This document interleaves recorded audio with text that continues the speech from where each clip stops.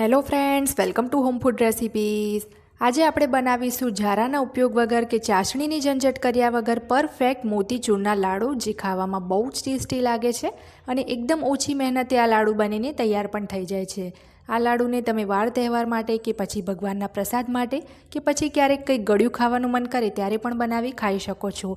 એક પણ ચમચી ઘીનો ઉપયોગ કર્યા વગર આ લાડુ આપણે બનાવીશું, જેને તમે બહાર 1 અઠવાડિયા સુધી અને ફ્રીજમાં 15 દિવસ સુધી સ્ટોર પણ કરી શકો છો। તો એકદમ પરફેક્ટ અને દાણાદાર લાડુ બન્યા છે। તો ચલો એને બનાવવાનું શરૂ કરીએ। તો એના માટે સૌથી પહેલાં એક બાઉલમાં આપણે 1 કપ ચણાની દાળ લેવાની છે। ગ્રામમાં 200 ગ્રામ જેટલી આ દાળ છે। હવે એમાં થોડું પાણી ઉમેરી દાળને આપણે સરસ મસળીને 2 થી 3 વખત ધોઈ લેવાની છે। તો આ રીતના એકવાર ધોવાઈ જાય એટલે પાણી બદલીને 2-3 વખત આપણે આ દાળને હજી ધોઈ લેવાની છે, જેથી દાળમાં કંઈ પાવડર કે કચરો હોય તો એ નીકળી જાય। તો અહીંયા સરસ દાળને 3-4 વખત મેં ધોઈ લીધી છે। હવે આપણે દાળ ડૂબે એના કરતાં થોડું વધારે એમાં પાણી ઉમેરીશું અને 3 થી 4 કલાક દાળને પલાળવા દઈશું। 3 થી 4 કલાક પછી તમે જોઈ શકો છો દાળ અહીંયા એકદમ સરસ પલળીને ફૂલી ગઈ છે। જો તમે દાળનો એક દાણો લઈને આ રીતના તોડીને જુઓ તો સરસ 2 ભાગમાં એ તૂટવી જોઈએ। તો હવે આપણે દાળનું જે પાણી છે બધું જ નિતારી લેવાનું છે અને એક મોટા મિક્સર જારમાં ઉમેરી દાળને આપણે થોડી ગગરી પીસી લેવાની છે। મતલબ એકદમ પેસ્ટ પણ નથી કરવાની અને એકદમ વધારે પડતી ગગરી પણ નહીં, એ રીતની પીસીશું। તો પીસતી વખતે જ આપણે એમાં 1/4 ટીસ્પૂન એટલે કે 5 ચમચી બેકિંગ પાવડર ઉમેરીશું। અહીંયા મેં વિકફિલ્ડનો બેકિંગ પાવડર લીધો છે। આનાથી જે આપણી દાળ છે તળાયા પછી બિલકુલ કાચી નહીં રહે। તો હવે આપણે એને પીસી લેવાનું છે। તો દાળ પીસાઈ જાય પછી એક બાઉલમાં આપણે કાઢી લઈશું। અહીંયા એકદમ પેસ્ટ પણ નહીં અને એકદમ વધારે પડતી દરદરી પણ નહીં, એ રીતની મેં દાળને પીસી છે। હવે એની અંદર આપણે 2 મોટી ચમચી જેટલો બેસન ઉમેરી દઈશું। આ રીતના આપણે થોડું જો બેસન ઉમેરી દઈશું તો દાળનું બાઇન્ડિંગ સરસ આવી જશે અને તેલમાં જ્યારે આપણે એને તળીશું તો બિલકુલ એ છૂટી નહીં પડે। તો સરસ આ મિશ્રણનું બાઇન્ડિંગ આવી જવું જોઈએ, પણ વધારે પડતો પણ એમાં બેસન એમાં નથી ઉમેરવાનું। આ રીતના થોડું મિશ્રણ લઈને એની થેપલી કે ટિક્કી વાળીને જુઓ તો આ રીતના એ વળવી જોઈએ, મતલબ કે મિશ્રણ પરફેક્ટ છે। તો બીજી બાજુ ગેસ પર તેલ પણ મેં ગરમ કરવા મૂકી દીધું હતું અને આ રીતની થોડીક ટિક્કી મેં બનાવી લીધી છે। તો આ રીતના એક ટિક્કી તેલમાં ઉમેરીને જોવાની છે।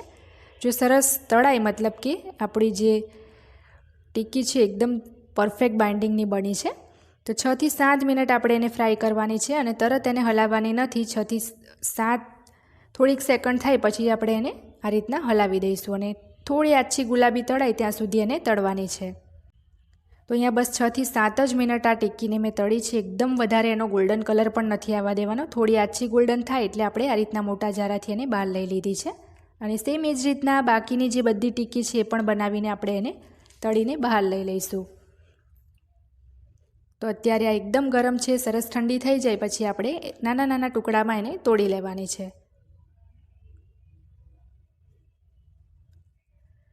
તો એકદમ નાના નાના ટુકડામાં આપણે એને તોડી લીધા પછી સેમ જે મિક્સર જાર છે જેમાં આપણે દાળ પીસી હતી એમાં જ ઉમેરીને આપણે થોડી ગગરી એને પીસી લેવાની છે। જે રીતના મોતીના દાણા હોય એ જ રીતના એને પીસવાનું છે, એકદમ બારીક ભૂકો નથી કરી દેવાનો। તો અહીંયા હું તમને બતાવું કે કઈ રીતનું એને પીસવાનું છે। તો આ રીતના એકદમ જે નાના નાના મોતીના દાણા આવે એ રીતનું એને પીસ્યું છે, આનાથી વધારે બારીક એને નથી પીસવાનું। હવે ગેસ ઉપર આપણે એક કડાઈમાં 1/4 કપ જેટલી ખાંડ લઈશું। 1 કપ ચણાની દાળ લીધી હતી 200 ગ્રામ, એની સામે 1/4 કપ એટલે કે 250 ગ્રામ મેં ખાંડ લીધી છે। તમે 1/2 કપ ખાંડ પણ લેવા માંગો તો લઈ શકો છો।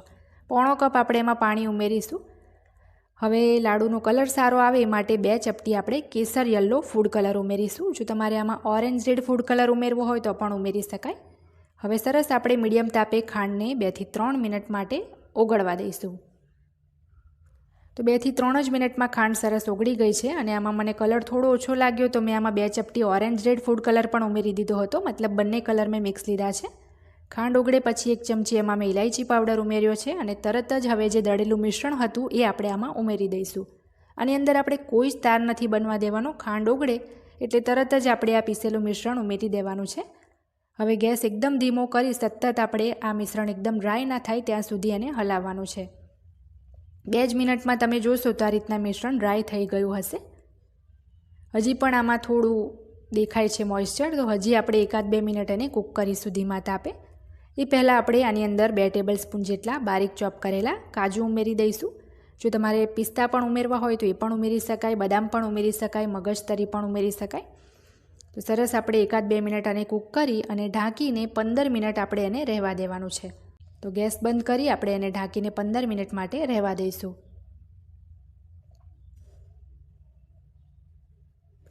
15 મિનિટ પછી આપણું જે આ મિશ્રણ છે એ હાથેથી અડી શકાય એટલું ઠંડુ થઈ ગયું હશે. ના વધારે ગરમ હોવું જોઈએ ને એકદમ ઠંડુ એ રીતનું મિશ્રણ રાખવાનું છે.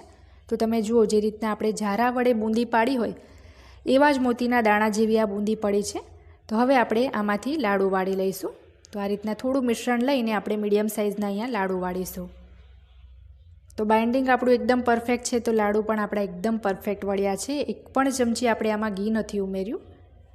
તો બાકીના બધા જ લાડુ આ જ રીતના આપણે તૈયાર કરી લઈશું.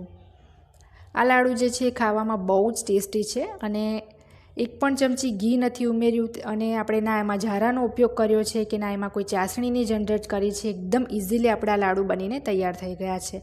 તો તમે પણ ભગવાનના પ્રસાદ માટે આ લાડુની રેસીપી એકવાર ચોક્કસથી ટ્રાય કરજો. અહીંયા લાડુના ગાર્નિશિંગ માટે ઉપરથી હું આ રીતના ચાંદીનો વરખ લગાવું છું, જે ટોટલી ઓપ્શનલ છે. અને થોડી પિસ્તાની આપણે એની ઉપર કતરણ મૂકીને એને ગાર્નિશ કરી લઈશું. તો આજની આ મોતીચૂરના લાડુની રેસીપી જો તમને પસંદ આવી હોય તો ચેનલને સબસ્ક્રાઈબ કરી બેલ આઇકન ચોક્કસ દબાવજો, જેથી મારા આવનારા દરેક નવા વિડીયોની નોટિફિકેશન તરત તમને મળે.